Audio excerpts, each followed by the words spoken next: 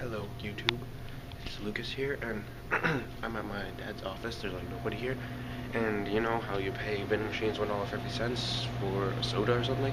So I paid this vending machine right here $1.50 and press this. I got 5 Cokes out. I'll show you the proof in a second. It's back there in my dad's cubicle, and I bought a Pop Tart, but that's not what I'm going to talk about. So random that happened. Is 11/28, Saturday, November 5th.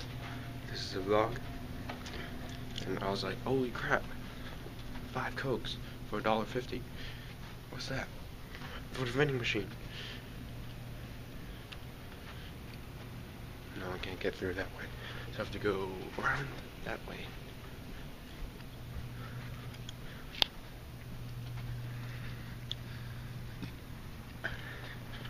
Well, we're almost there.